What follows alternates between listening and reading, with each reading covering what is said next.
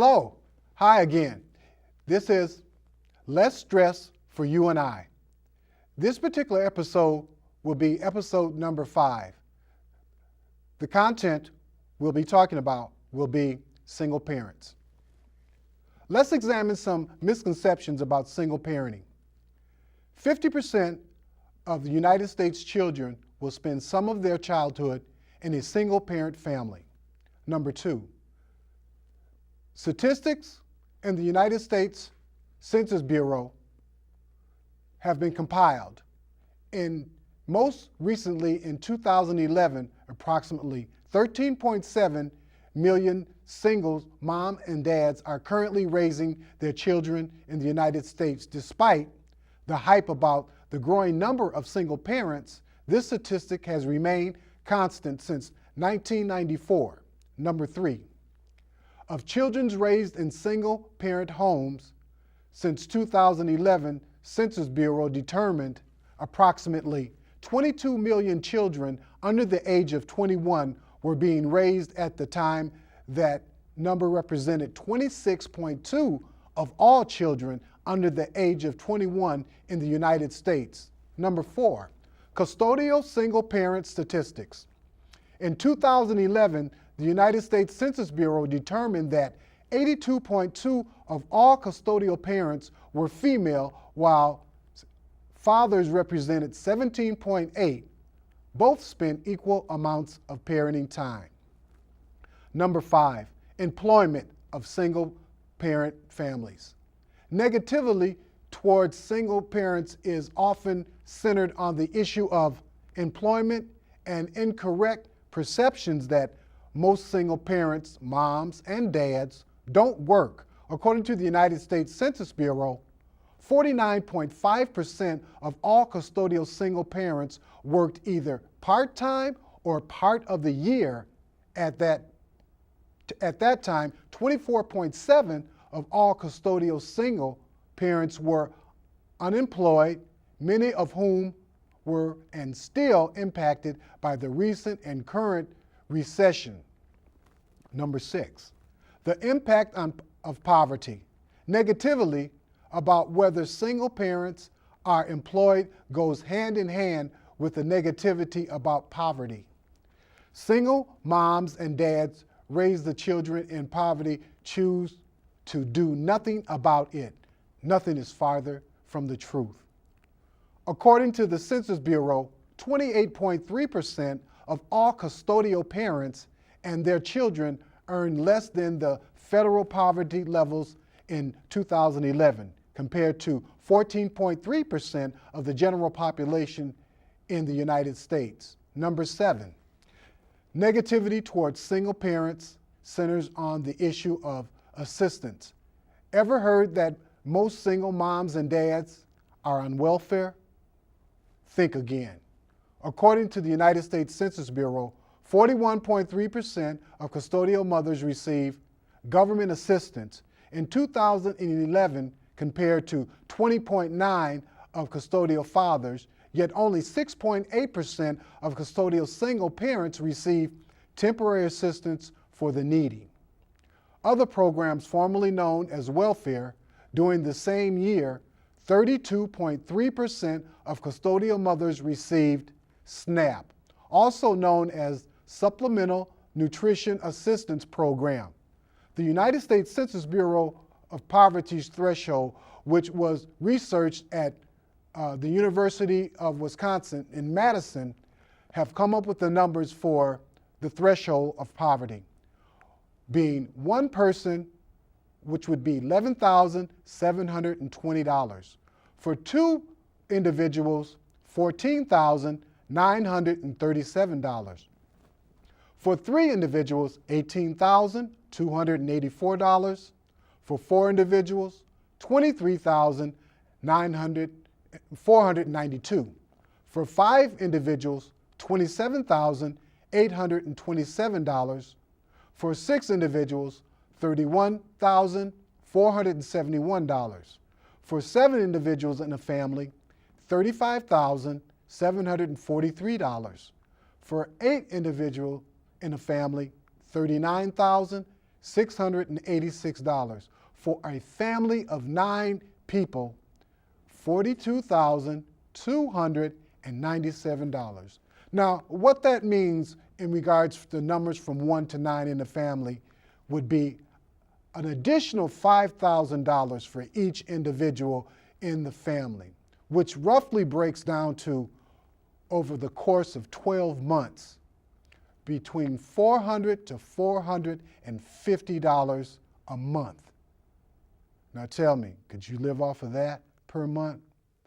Again, if you have tips and information that can help us here at Less Stress for You and I, please contact us at morrismorris910@yahoo.com.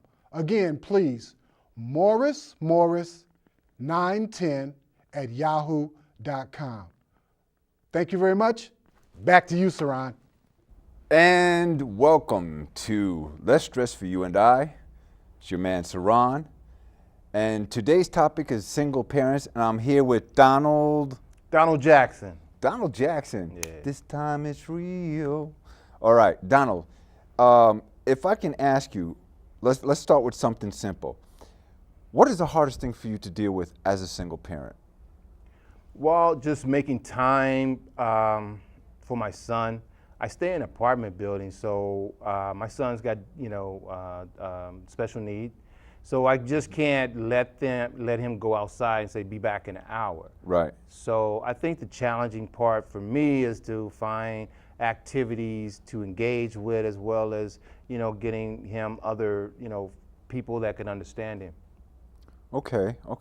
So when it comes to understanding, is it because of communication problems, or what is it exactly that causes the difficulty? Yeah, his verbals are not real strong. There are a lot of words that he can, speak, but there's a lot that he can't. And sometimes he'll just go rambling, where, you don't quite understanding, what he says. Some kids, they get used to hearing him and understanding him, and they can still, work with him. But, for the most part, they still don't understand, what he's saying. And anyone new would have even more difficult time. Yeah, pretty much. So, that being said, what is the greatest joy about your son? Oh man, he's a blessing, because he's always giving. He's loving. He wants to, make sure that you're okay. When he hears little, babies crying, he almost wants to cry. He goes and he wants to give them a hug, and very high in empathy. Very empathetic. Okay. And he loves people, man. I mean, I've seen him walk up to people, and of course I try to get to him before he actually engaged with them. Right. But I've seen him touch people, man, and then they turn around and say, "Oh, thank you, I needed that." Oh, so cool. He's got a certain anointing on him, I call it, because He's got that touch. He got that touch. Yeah. And then with us, we don't always give people acknowledgement in a positive way. True that. But he does it without effort, without an effort. Do you find it somewhat contrary or oxymoronic that people sit there and go, these children have special needs, and yet most of the time they perform emotionally better than we do? You know what? I think that's a great statement, because I think, number one, I would like to downplay the stigmatism and the labeling of being special needs, Yes, or sir. developmentally challenged, or developmentally, emotionally, disturbed, because I think 98% of us people in general have some disabilities. I'm or emotionally special needs. disturbed, that's for sure. Okay, Yeah. I got dyslexia, Okay. and speech impediment. Impediment, said the man. Yeah. Well, let me ask you, how difficult is it as a single parent financially? Okay. Well, again, because I'm always looking to find things. Number one, he's 16 years old. Okay. So keeping him in an apartment is just not what's really happening for him. He wants to be doing things, and so financially, I I have to go and take him places. Right. And then within my community, there's no places that I can take him ongoing. That is an excellent subject to touch on there. What do we do for kids with emotional needs, physical needs, you know, any kind of challenges like that, when the community itself doesn't support you? Well, I call these people Fresh Beat because I'm looking at changing the labeling of, you know, this community. And Fresh Okay. Beat meaning because a lot of our kids, young adults, they add a freshness to the environment. Okay. Because you probably know when they walk through a room, you're going to have kids even looking at them, and they're Oh, yeah. kind of engaged. Well, you know, what's wrong, or you know, whatever. But there's a freshness that actually comes through the door when these kids walk through the door. Right. The fact that their heart beats to a different drum, you know, of socializing and communicating with people. So I'm calling this community of people Fresh Beat. Okay. And then, so the Fresh Beat community is still a community that still is not being accepted. You know, even parents, we sometimes have a hard time in wanting to have our kids in front of other people because we don't want people pointing fingers, looking at them, Right. you know, saying, "Oh, what's wrong with them?" Are you of a mind that too much shielding from other people is detrimental to the child's growth? Absolutely. What do you say to your son if an unfortunate incident occurs where someone doesn't react to him in a positive fashion? What do you say to your child then? I just say, you know, that's just people, you know, and everybody's not going to understand you. And so you just continue to be yourself. Now, just like with all kids, we have to continue to restrain or discipline or show them what to do and what not to do. But it doesn't matter if you're Fresh Beat or, you know, if you have any types of obscurities. You know, there's just some people that just don't get it, and Right. they will say what they want to say.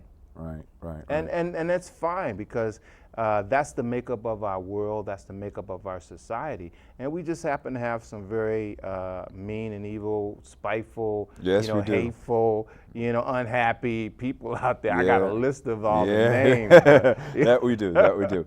So now, when it comes to something like girls, how does he react? Man, he acts like a teenager. Okay, You know? okay. When he first grabbed one of the magazines, let's see, Jennifer Hudson was on there. He would not let the magazine down. I wouldn't let it down. You know what I'm saying? Yes, You I know do. what I'm Yes, yes, I saying? do. Yes, I do. Okay. All right. Yeah, so he wouldn't let it down. I couldn't get it away from him. And then, you know, they just said, you know, let him have it. So, you know, but he has, you know, functional parts, and, you know, and I don't think there's anything wrong with that. So No. when we talk about girls, he likes girls. Good. You know, I strongly recommend them. yeah, Yeah. strongly recommend him. He had a crush on one of the mothers in our building, and Ooh. when we were out at the pool, he would not. He would want to be around her. He would want to, you know, just kind of, you know, it was Just like funny. Daddy. Just yeah, you know. You was gonna say yeah. But so I mean, and she knew, and she was receptive, and you know, with him, and Okay. you know, in a loving, caring, you know, way, as mothers and women, you know, are. Can be, sure. Sure, and I'm thinking she might even, you know, was a little flattered, you know, because we all, you know, want attention. And, Yes, you know. most definitely, most So, definitely. but yeah, he's pretty normal in that area. I'm not sure how I'm going to work and handle that. But you know, that we day is talk coming. about it. The It's, day is it's coming. coming. It's coming. So, what are some of the things that you or some of the things you may recommend for people that has a child with special needs? What are some of the things you may recommend that they could do to have fun together? Well, And you know, educational kind of fun. yeah. Well, of course, I had to go out and seek, services or activities, and there was none in the Northwest metro area that was ongoing. Okay. We have organizations that do come in the community every so often to do certain things, Right. but it wasn't, ongoing. So we created and started a youth music therapeutic program in the Sweet. Maple Grove Teen Center Very nice. on Sundays, so that Sundays they can come play music, dance. The community center has pool tables, things like that they can come around like folks of themselves and just be accepted. Hi, back again. This is Jimmy's Rage. Again, welcome to Less Stress and Wellness. Today's topic, we're going to be dealing with single parents. Wow, this is a very, very, very, very stressful situation. I would say that the statistics say at least 1 out of every 2 individual households is a single parent. I mean, that is the age that we are in. That being said, we have to think about what that means. We have single parents, female, we have single parents, male. And by the absence of one parent, that really doesn't mean that that other parent can fulfill the void of the one missing. So I want to say to you, if you know someone and they're in a single parent situation, be a mentor. If it's a male that has his children, the children still need that female essence, that nurturing, because us as men, we're kind of built different, and that's a good thing. But also that's to say that females have a different character as well. They're very nurturing. So that's a good thing too. But in this society, we need both.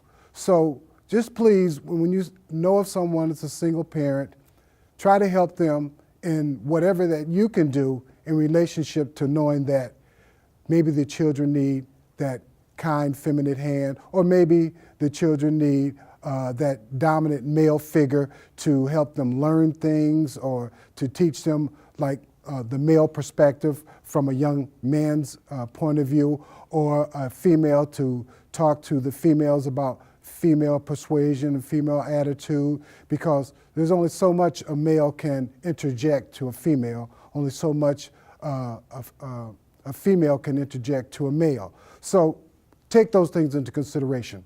And at this time, I want to say, bless you, wellness to you, be fit. It's to your benefit to be fit 100%. Thank you. Back to you, Saran. Welcome back to another segment of Saran's Perspective.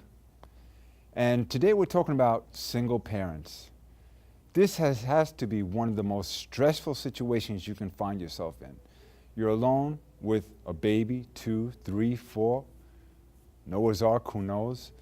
This is an incredibly stressful situation because you're suffering economically, you're suffering from perhaps a social stigma, whether it's from your neighbors or from the society in which you belong to, whether it's a religious group or whatever, you may be looked down upon. However, I would stress that there is no more powerful individual than a single parent. They take upon themselves something that is difficult for 2 people to take on.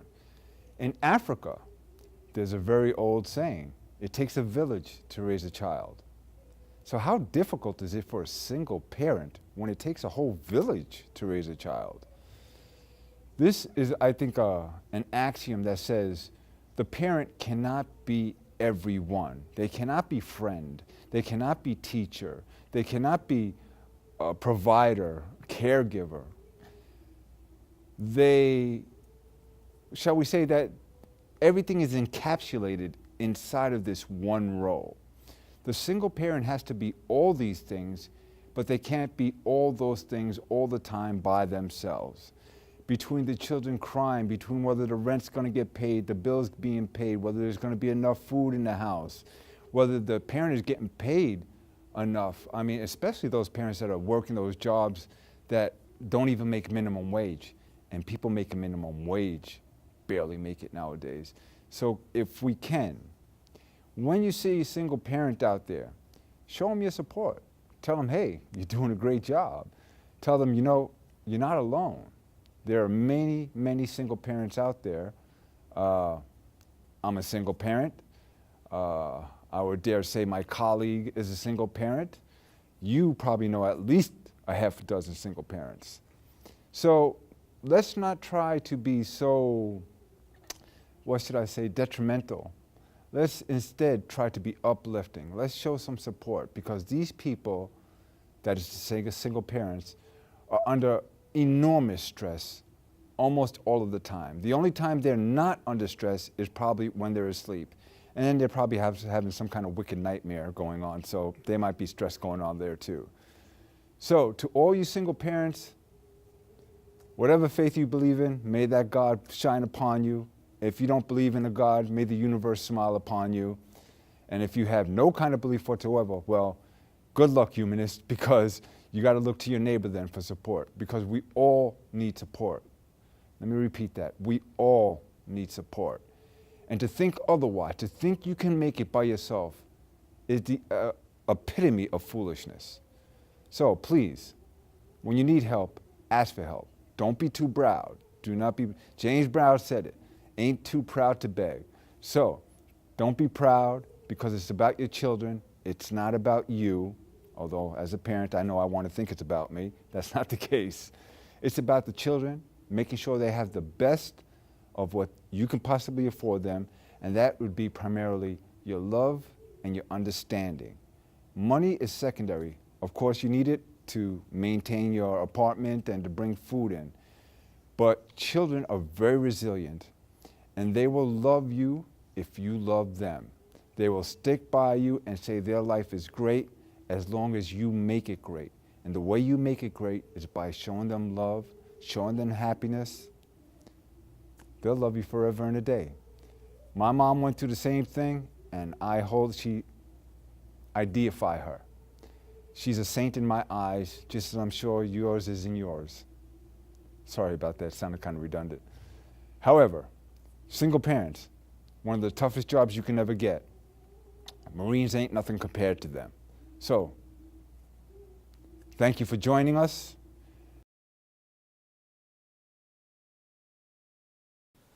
Hello. Thank you for being with us.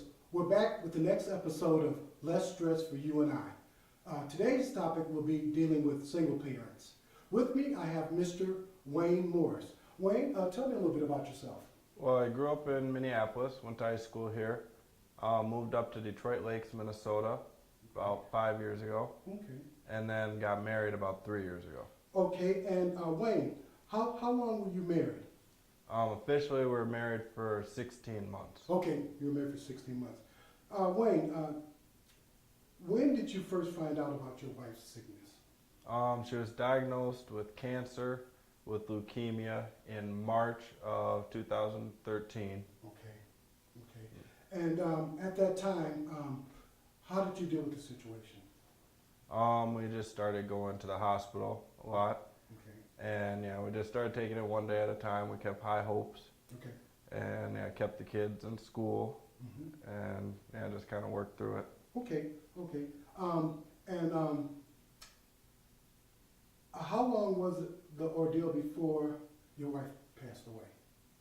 We were married about 11 months. She was diagnosed with cancer, and then about 6 months later, Okay. she passed away. Wayne, when did you decide to make the continued commitment to the children? Pretty much right when we got married, I figured I'd be raising those two Okay. for the rest of their life. So that really never changed in my mind. Okay. And so we just talked about it before she did pass, and Mm-hmm. that's kind of what we came to agreement with. Okay. How has your community responded to your ordeal? The community's been very nice. At first, right when she passed, a lot of people gave us really nice Christmas last year. And, we got some money, and then, our local church is helping us out now. And, everybody's real supportive and helps us along where we Okay. need it. Okay. I'd like to also say, what has all of this shown you about life? That we're not promised tomorrow, that we need to live for today, that tomorrow is a mystery and today is a present. Okay.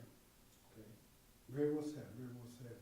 And I would like to conclude with asking you, what are you thankful for? I am thankful that God allowed me to raise these two children.